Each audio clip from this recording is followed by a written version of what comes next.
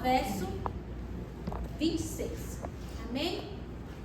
Livro de Provérbios, capítulo 31, dos versos 21 ao 26.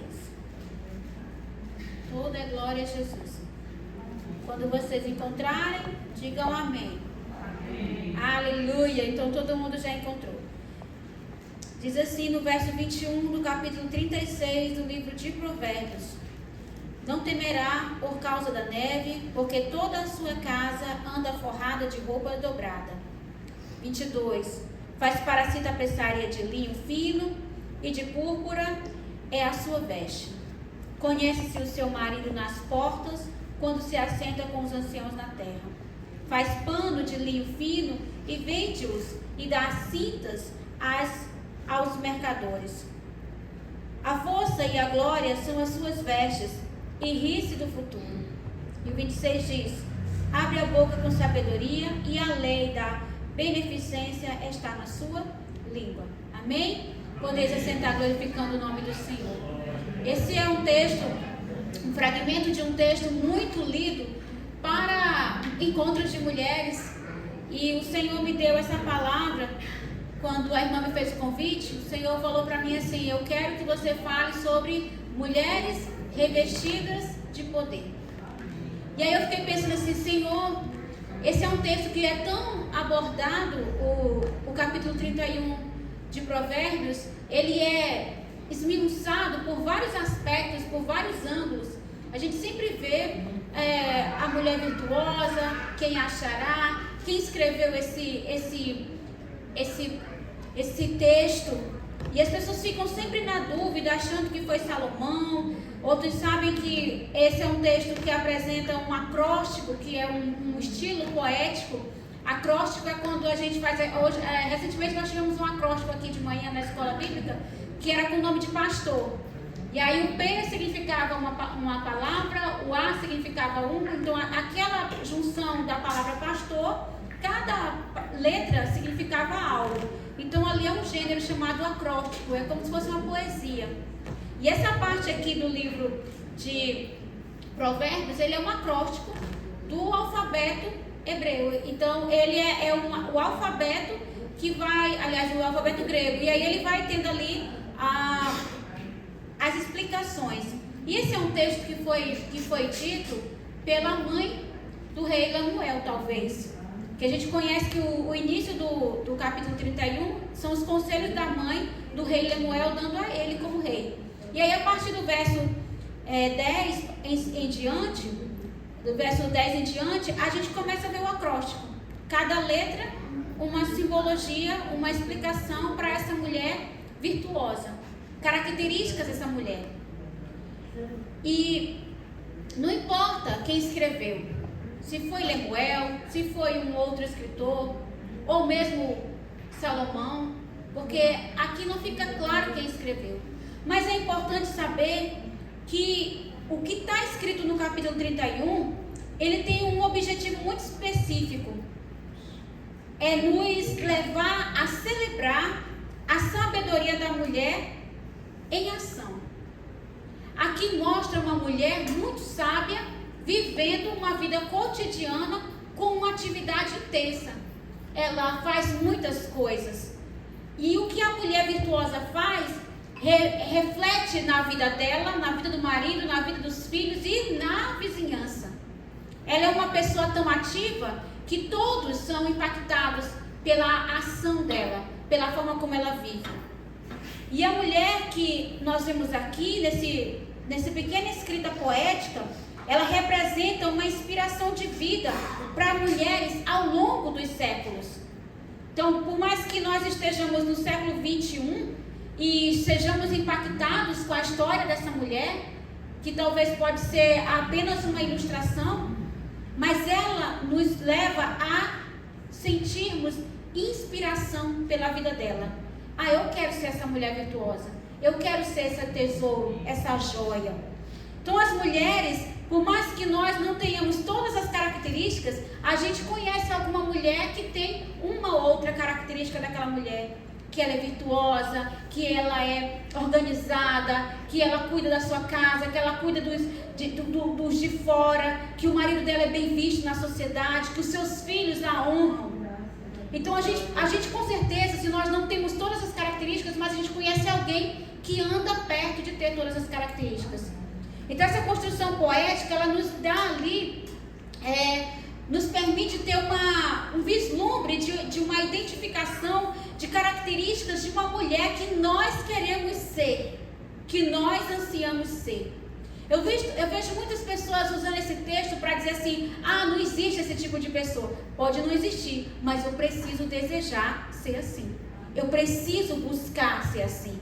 Mas é porque é muito difícil, mas eu preciso me esforçar para ser uma mulher virtuosa. Eu preciso me esforçar para ter essas características.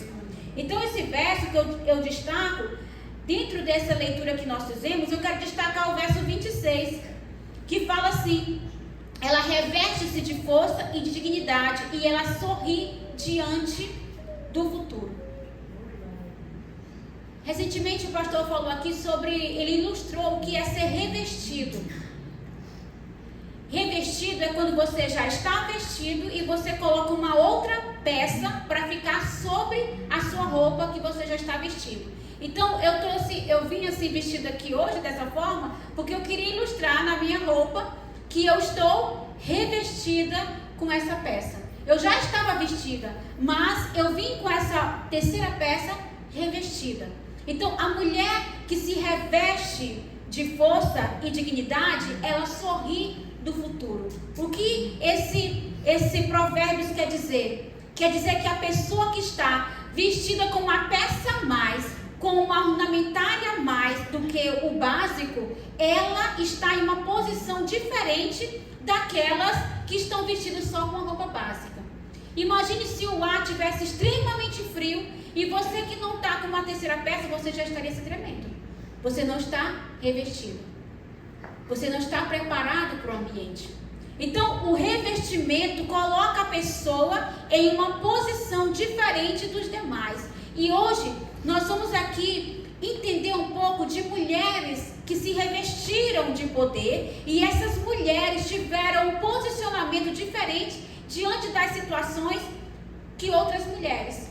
Nós vamos ver aqui pelo menos duas mulheres que a gente vai aprender sobre o que essa mulher de Provérbios representa, alguém que está revestido de poder para sorrir para o futuro. Quando nós estamos revestidos de poder, o poder do Senhor, nós não vamos ficar ansiosos com o que vai acontecer amanhã, porque nós sabemos que o amanhã já está no Senhor, que Ele já está lá, que Ele já providenciou e a Ele cabe o amanhã. A palavra do Senhor diz que não é para nós nos preocuparmos com o amanhã. Não andeis ociosos com o dia do amanhã. Quem tem que se preocupar com o amanhã é aquele que vai fazer o amanhã, que é o Senhor. Amém? Então hoje nós vamos aqui aprender com duas mulheres que a gente vai ver que houve um momento na sua vida que ela se revestiu com esse poder e ela sorriu para o futuro. Amém? A primeira mulher está no livro de Samuel, no 1 Samuel, no capítulo 1 e no verso 11. Se você quiser acompanhar, 1 Samuel, capítulo 1 e verso 11. Amém? 1 Samuel, capítulo 1 e verso 11. Diz assim: e votou um voto dizendo: Senhor dos exércitos, se benignamente atentares para a aflição da tua serva, e de mim te lembrares, e da tua serva te não esqueceres, mas a tua serva deres um filho varão, ao Senhor o darei todos os dias da sua vida, e sobre a sua cabeça não passará navalha. Amém? Essa aqui é um pedacinho da história de Ana. Todos nós aqui já ouvimos falar de Ana. Todos nós conhecemos a história detalhada de Ana. O livro de Samuel aqui, o primeiro capítulo, ele deixa bem claro quem era Ana, como era o relacionamento dela com o marido, como era o relacionamento dela dentro da casa dela. Nós já vimos essa história. Então eu quero que a gente pense a partir do momento que Ana estava ali, mais uma vez, por mais um um ano no templo em que ela foi com o marido e ele foi ali entregar as ofertas, agradecendo a Deus por um ano que passou, pela vida dos filhos que ele tinha e dando também oferta por ela. Mas a Bíblia diz que ela estava muito, muito, muito triste, amargurada de espírito, e ela gemia e chorava ali diante do Senhor.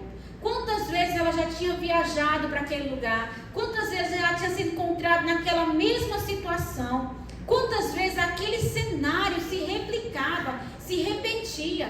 A gente sabe que Penina já tinha muitos filhos e que era de costume de Eucana ir anualmente ali. Então aquela não era a primeira vez que ela estava triste, olhando para Penina, olhando para os sacrifícios daqueles filhos e ela sem filhos. Então a gente sabe que o cenário era de tristeza, o cenário que ela vivia era de humilhação, o cenário que ela vivia era de infelicidade, era um sentimento de incapacidade. Todos os anos em que ela subia para o monte com o marido e com aquelas pessoas, ela subia com a sensação: eu sou incapaz, eu não sou uma mulher digna. E aí Eucana até dizia: mas eu não sou melhor para ti do que 10 filhos. Ele amava a Ana, mas ainda assim o seu espírito estava em grande desespero, em grande tristeza. Irmãos, não é difícil nós vermos mulheres como Ana, que são amadas, que por vezes têm até um bom trabalho, têm uma saúde física boa, têm condições, mas que estão com o espírito em grande amargura, estão com o espírito em grande dor. Ou vamos imaginar um outro cenário: uma mulher que teve filhos, tem um marido, tem ali a casa, tem um trabalho, mas os filhos estão perdidos e ela está com o coração dilacerado.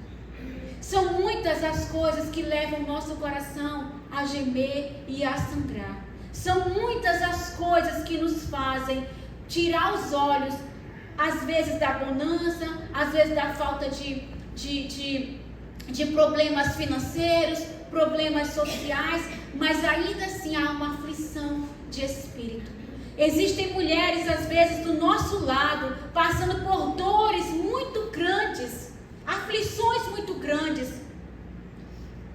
Ana tinha aflição porque não tinha filhos, mas há mulheres que têm aflição por outras questões, muitas outras questões. Mulheres que, quando estão perto de entrar na menopausa, começam a declinar emocionalmente. Os hormônios começam a enfraquecer e ela começa a entristecer. Era uma vida alegre, mas de repente a vida se torna triste. A vida era colorida e de repente se torna cinzenta.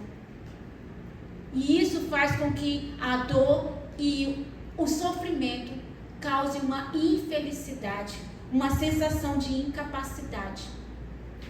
Mas o que a gente vê no verso 11 aqui é um momento que Ana estava ali diante do Senhor, orando ao Senhor e dizendo: Senhor dos exércitos, se benignamente atentares para a aflição da tua serva. Naquele momento ela não estava falando com ninguém, não era com o marido dela, não era com o sacerdote. Ela estava pegando uma capa e ela estava entrando na presença do Senhor, e ela estava dizendo: Senhor dos exércitos. Naquele momento Ana estava se revestindo com um poder que ela não tinha tido ainda.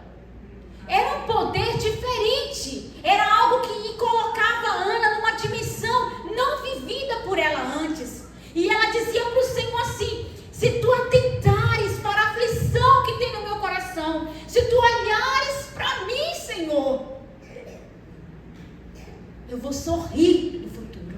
Eu só quero que o Senhor olhe para mim. Eu só quero que o Senhor atente para a aflição do meu coração. Que coisa incrível, irmãos. Sabe aquele momento de dor tão grande que você diz: chega, eu vou olhar para Jesus e eu vou dizer: Senhor dos exércitos. Eu não vou falar mais com ninguém. Eu vou vestir essa capa e vou dizer: Senhor, olha para a minha aflição, olha para a minha dor. Eu só quero isso, Pai. Ana sabia, como aquele centurião que chegou para Jesus e disse para Jesus, quando ele disse para Jesus: Senhor, eu estou com um servo que está doente. E Jesus disse: eu vou lá. Não, Senhor, Não precisa. Eu sei o que é ser uma voz de autoridade. Eu sei a posição que você assume, porque eu também sou autoridade. E eu sei que a tua voz, a tua palavra, ela é tão poderosa que se der uma palavra, o meu servo vai ser curado. Ana sabia, quando ela disse Senhor dos exércitos, não qualquer Senhor, não um Senhor pequeno, não um Senhor limitado, mas o Senhor dos exércitos. Ela falou com ele como alguém que está revestida de um poder, o poder do conhecimento de Deus, o poder de saber quem Deus é. Muitas vezes nossas aflições, elas se prolongam porque a gente simplesmente esquece quem Deus é. A gente simplesmente esquece o poder que há nele. Quem é o Senhor dos exércitos? O Deus forte na batalha, aquele que não perde. E muitas vezes nós, mulheres ou homens, nós ficamos ali passando por esses momentos de dor e de tristeza, porque nós nos esquecemos quem é o nosso Deus. Mas Ana foi lembrada. Ana foi lembrada. E naquele momento que ela chamou pelo Senhor, ela foi revestida de força, de dignidade, e mudou a forma dela se ver como mulher. Inclusive olha que incrível, quando ele chega e diz, mulher, você está embriagada. Ela diz, não, meu Senhor, não, eu sou uma mulher aflita, mas eu não estou embriagada. E ela disse para o Senhor, Senhor, se atentares para a aflição do meu coração, eu vou te dar esse filho, e ele vai te servir. Será se ela pensou assim, eu vou dar esse filho porque Deus vai me dar outros tantos? Será se ela imaginou? Não. Porque já não importava mais. Ela sabia quem Deus era. Ela foi lembrada do poder do Senhor dos exércitos. Aquilo bastava para ela. Muitas vezes, queridos, nós precisamos ser lembrados quem é o nosso Deus. E confiar nele. E acreditar nele. E nos abraçarmos e nos apegarmos fortemente com ele. A ponto de nós nem queremos saber como será o dia do amanhã. Ali você vai sorrir do futuro. Não importa como vai ser o amanhã, porque o Senhor já está lá. Então ela se revestiu de força. Ela reconheceu que ela era serva de um Deus benigno, todo-poderoso. A lembrança veio para a mente dela de que o Deus todo-poderoso a cobriria de força, de fé, a ponto dela ser tocada de uma maneira extraordinária. A história de Ana, ela glorifica o nome do Senhor por gerações e gerações e gerações. Até que o Senhor venha, nós nos lembraremos do que Deus fez pela vida de Ana. E como Deus usou o fruto do ventre dela para ser um grande homem também. Então, às vezes, nós nos esquecemos. E quando eu continuo lendo a história de Ana, eu vejo que foi tão lindo o que Deus fez, que bem aí no capítulo 2, ela fez um cântico, exaltando o nome do Senhor. E tem uma parte do cântico que ela fala, os que antes eram fartos se alagaram por pão, mas agora cessaram aqueles que eram famintos. Até a estéril teve 7 filhos, e a que tinha muitos filhos enfraqueceu.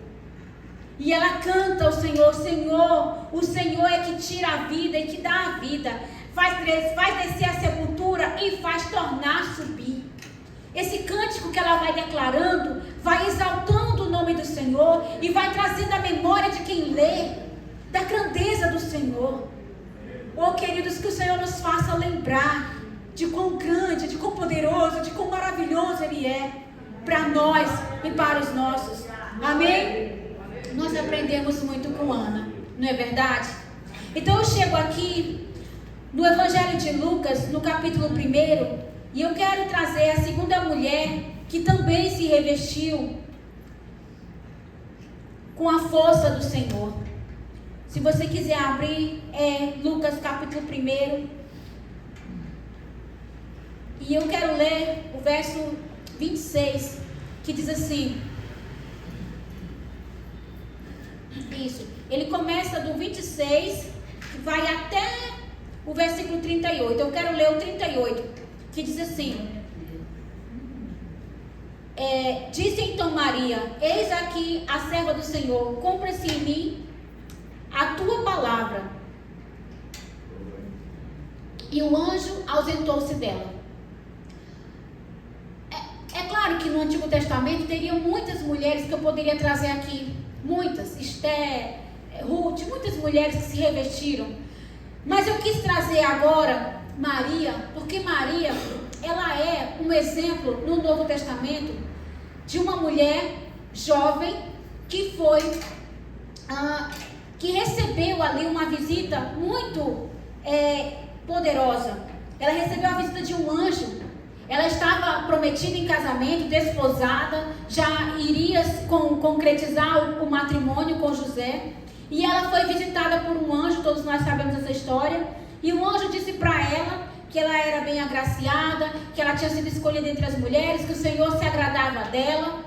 E naquele momento, ela recebe aquela missão muito desafiadora, talvez a maior e mais desafiadora missão da história da humanidade, que é gerar o Salvador. Então, uma mulher, para receber essa missão, ela com certeza ela está em um nível de comprometimento, ela precisa estar em um nível de comprometimento muito grande, porque, queridos, ela passou por muitos desafios. Desde o momento que ela aceitou a missão, ela foi muito, ela sofreu muito ao receber essa missão. Mas o que a gente vê no verso 38 do capítulo 1 é Maria se entregando à missão e se revestindo com essa força. Quando ela diz assim: eis aqui a serva do Senhor, cumpra-se em mim segundo a tua palavra. Ela ficou apenas em um nível que muitas de nós, por vezes, nós fraquejamos. Nós recebemos uma missão muito poderosa da parte de Deus e a gente teme a missão, a gente fica com medo, a gente fica atemorizado e a gente não se prontifica. A gente não se coloca na posição. Eu me lembro muito de Gideão, quando um anjo apareceu para Gideão, lá quando ele estava malhando trigo. Gideão ficou tão atemorizado que ele disse: não, só se me provar que eu tenho que ir. Aí fez uma prova, aí depois: não, eu quero outra prova. Quer dizer, ele estava tão atemorizado, ele estava com tanto medo, que ele ficava fazendo testes para ver se tinha uma chance dele não ser aquela pessoa que estava sendo chamada. Quando isso acontece com a gente, geralmente a gente fica logo escondido, a gente quer se esconder, a gente quer dizer assim: o pastor que faça, as irmãs da liderança que façam, vamos evangelizar, não, quem é obreiro que vá, mas eu estou só sentado no banco, mas Deus não me chamou para pregar, nem para cantar, nem para fazer coisas assim no serviço da igreja, eu só sou uma dona de casa, eu só sou um trabalhador simples. A gente acha que o fato de nós estarmos sentados lá atrás, ou lá no cantinho, ou lá sem ninguém ver, parece que ninguém está nos vendo. Eu estou ali meio que... Essa missão não é para mim. Quando nós chegamos no culto de missões, que a gente ouve falar, missionários aqui, missionários acolá, a gente diz: que lindo esse negócio de missionário. Mas não é para mim. Não se encaixa no meu perfil. Qual é o meu perfil? Qual é a minha missão? Para que Deus me chamou? Eu não posso dizer: eis aqui a tua serva, eis aqui o teu servo, porque eu não vi esse chamado. Qual é esse chamado? Qual é essa missão? E aí o Senhor diz: ide por todo mundo, pregar o evangelho, fazer discípulos, ensinando, batizando. Esse é o nosso chamado. Lá no posto, lá no hospital, lá na escola, lá na academia, na universidade, em qualquer lugar. Em qualquer lugar. Eis-me aqui, Senhor.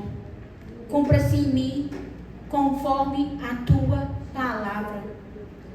Maria precisou se revestir de muita força para dizer aquilo. Imagine quanto tempo depois ela teve que fugir para o Egito, Depois, quanto tempo ela precisou ficar lá no Egito, uma terra estrangeira. Depois ela teve que dar à luz em um lugar inóspito, porque não tinha onde ela ficar. E depois, se isso não bastasse, todo o peso que foi para criar o Salvador, instruí-lo em amor, equilibrando a relação dele com os irmãos, que por vezes poderiam não entender. O próprio Jesus disse que o profeta não tem reconhecimento no meio da sua própria parentela. Como ela, como mulher, precisou lidar com essas questões de relacionamento familiar. A gente não sabe, mas possivelmente ela ficou viúva, porque a Bíblia não continua falando sobre o marido dela. Então ela teve que ser uma mulher viúva, mãe do Salvador, gerenciando relacionamentos familiares. E se isso não fosse o bastante, ela chegou a acompanhá-lo durante a sua via dolorosa, vendo o filho que ela gerou ser insultado, ser ameaçado, ser julgado, violentamente agredido. E ela lá sem poder apanhar no lugar dele, porque a gente, como pai e mãe, a gente não quer que toquem nem em palavras nos nossos filhos. Ainda mais ver o seu filho sendo dilacerado em praça pública, tendo que ser lançado sorte entre ele e um assassino. Meu Deus, que mãe, que coração aguenta aquilo? Eu não consigo imaginar, queridos, eu não consigo imaginar a dor que ela passou. E depois da morte, ressurreição, ascensão aos céus, ela ainda teve que continuar sendo a mulher que Deus chamou ela para ser. Maria teve que se revestir de muito poder. Mas, queridos, ser revestido de poder não nos impede de chorar e de sofrer, mas nos mostra que nós sabemos quem é o nosso Deus. Maria sabia que ser revestida do poder de Deus a capacitaria para cada nível de batalha que ela iria passar. O irmão que me antecedeu, ele falou sobre isso, que nós seremos provados até o tanto que a gente possa suportar. O Senhor nunca vai permitir que nós sejamos tentados ou provados além da nossa força. A minha cruz, ela é exatamente do meu tamanho. A cruz do meu marido é exatamente do tamanho dele. A cruz do pastor é exatamente do tamanho dele, que ele possa carregar, que é diferente da pastora. Nunca vamos nos esquecer disso. Estar revestido de poder em Deus nos faz ter a capacidade de compreender o tamanho do poder de Deus sobre as nossas vidas. Aleluia. Então nós aprendemos com Maria sobre isso. Quando ela disse: eis-me aqui, cumpra-se em mim segundo a tua palavra, ela estava se revestindo. Ela estava tomando sobre ela o poder que havia naquele chamamento. Ah, queridas, Maria nos ensina, Ana nos ensina, a vida dessas mulheres nos ensinam que quando nós somos revestidas, quando nós nos revestimos do poder e da presença do Senhor, é possível. É possível. Sim, é possível nós vencermos. Agora, desacreditar, manter os nossos olhos no problema, manter os nossos olhos na aflição, manter os nossos olhos no impedimento, nunca vai nos levar ao revestimento. Muito pelo contrário, quando nós estamos com os nossos olhos no problema, o revestimento vai embora, a segunda capa vai embora, e a fraqueza toma o lugar e nos torna fracassados. Nós não podemos e não conseguiremos se nós não nos revestirmos em Cristo. E eu convido vocês a se colocarem de pé nessa noite, para que nós possamos fazer uma oração por nós, pedindo ao Senhor por Ele, pela presença dEle, pelo revestimento dEle, do poder e da presença do Senhor sobre nós. Amém? Feche os seus olhos comigo e vamos fazer uma